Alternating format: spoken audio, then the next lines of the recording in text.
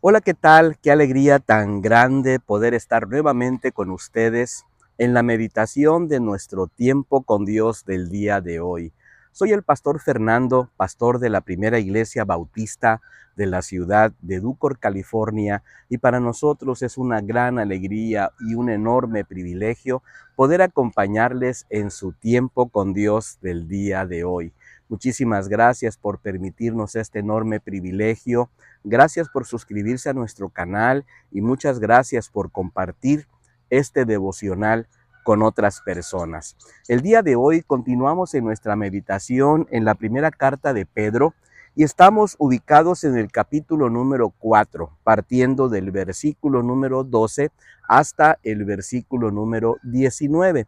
Le hemos titulado a esta meditación de la siguiente manera: fe firme, fe firme. Y es que el apóstol Pedro, ahora en esta sección de su carta, está tratando de dar ánimo a la iglesia, está tratando de alguna manera de decirle que vendrán tiempos difíciles, vendrán momentos de prueba, vendrán circunstancias complicadas para la fe, pero que de alguna manera debemos nosotros recibir estas pruebas y estas circunstancias de una manera diferente, comprendiendo al final de cuentas que los problemas, las pérdidas, las dificultades que en algún momento podemos sufrir, también de alguna manera pueden ser oportunidades para que nuestra fe de alguna manera se mantenga firme. Y creo que por lo menos hay tres enseñanzas que podemos rescatar y que me gustaría compartir contigo con mucho cariño y con mucho respeto. La primera enseñanza la logramos descubrir precisamente en los versículos número 12 y versículo número 13. Y le hemos puesto de la siguiente manera: no te sorprendas por las pruebas. No te sorprendas por las pruebas.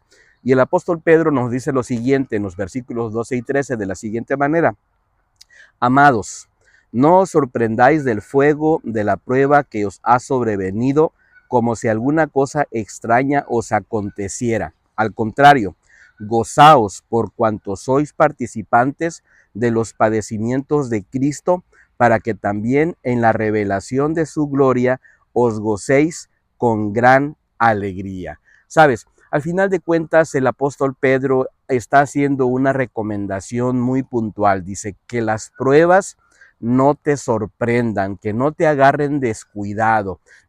Al final de cuentas necesitamos reconocer que las pruebas tienen ciertas características y que de alguna forma nosotros debemos anticiparlas.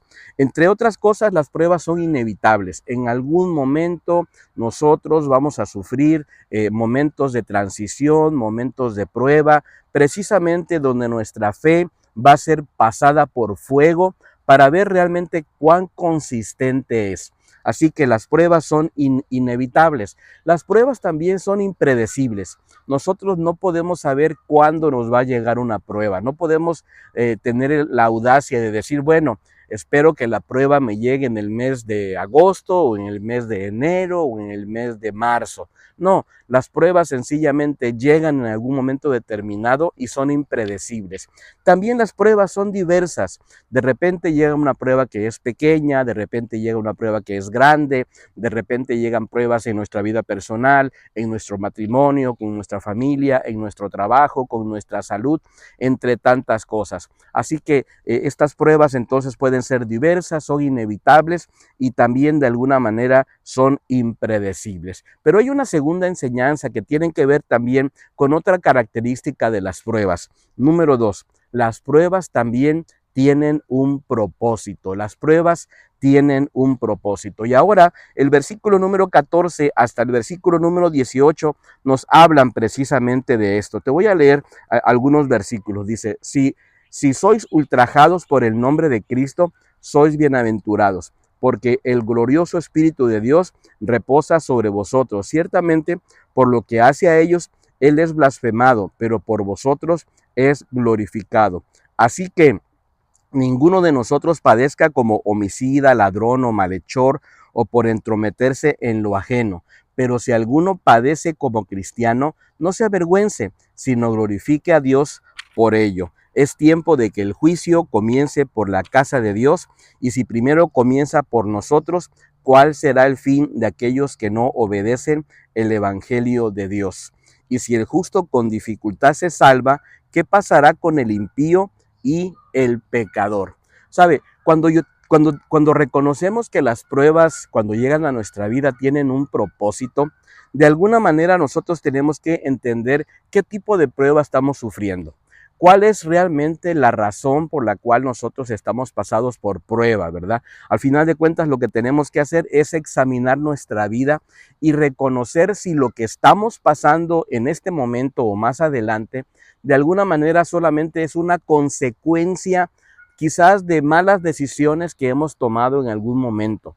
Así que de repente Dios trae a nuestra vida una circunstancia difícil precisamente para llamar nuestra atención, para redirigirnos, porque en algún momento nosotros hemos tomado una senda que no es la correcta. Entonces Dios, en su gran misericordia y en su gran amor, lo que hace es que nos manda una circunstancia difícil para llamar nuestra atención y redirigirnos. Por ejemplo, puedo pensar en el caso de Jonás, el profeta de Dios, que él estaba empecinado en no hacer la voluntad del Señor, ¿verdad? Dios lo mandó a Nínive y él obstinadamente, en lugar de irse a Nínive, compró un boleto para irse para Tarsis, el otro lado.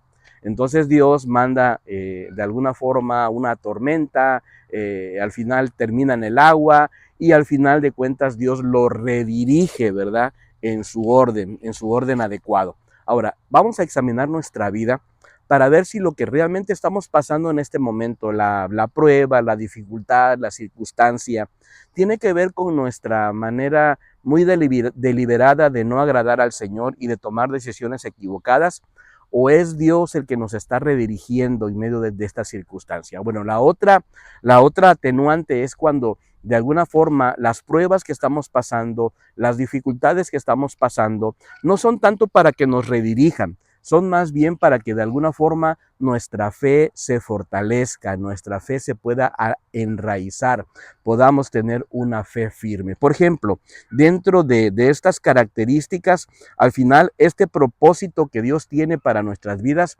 de alguna forma va a purificar nuestra fe, de alguna manera va a fortalecer nuestra paciencia, quizás va de alguna forma a darnos un carácter más santo, va a santificar nuestra vida, porque vamos a deshacernos de algunas situaciones que no agradan al Señor. Así que quizás pudiésemos en este punto evaluar nuestra vida y preguntarnos, ¿por qué estoy pasando lo que me está pasando? Evaluar nuestra vida.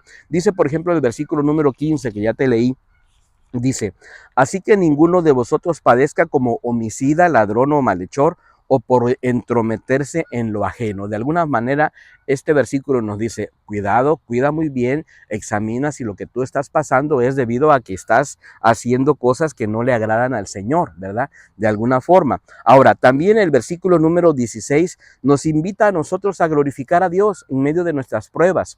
Dice el versículo 16, pero si alguno padece como cristiano, no se avergüence, sino glorifique a Dios por ello. Así que en medio de nuestra prueba, en medio de nuestra dificultad, recordemos que cada prueba, que cada dificultad tiene un propósito y entonces nosotros tenemos que evaluar nuestras vidas y seguir hacia adelante. Y hay una tercera y última enseñanza que yo quiero compartir contigo con mucho cariño. Número 3, en las pruebas pon tu confianza en Dios. Claro, una vez que estamos en este tipo de situaciones, que la prueba ha llegado, se nos dificulta la vida, bueno, ¿qué tenemos que hacer? Bueno, vamos a poner nuestra confianza en el Señor. El versículo 19 dice, de modo que los que padecen según la voluntad de Dios, encomienden sus almas al fiel Creador y hagan el bien. Al final, ¿qué vamos a hacer? Vamos a encomendar nuestra alma al Señor, vamos a poner nuestra confianza en Él y vamos a descansar en su gran misericordia, vamos a descansar en su benevolente amor para poder seguir adelante. Vamos a encomendar nuestro corazón al Señor, vamos a hacer a un lado las dudas, las indecisiones, la desconfianza, pero sobre todo vamos a puntualmente, como dice este versículo en la parte final, hagan el bien. Vamos a hacer el bien, vamos a procurar amar al Señor con todo nuestro corazón y vamos a entregarle nuestra vida de manera reverente. Anhelamos que este tiempo devocional, que esta meditación de alguna manera haya bendecido tu vida. Te agradecemos que nos estés sintonizando y nos encantaría que nos pudiéramos encontrar el día de mañana. Hasta pronto. Bendiciones.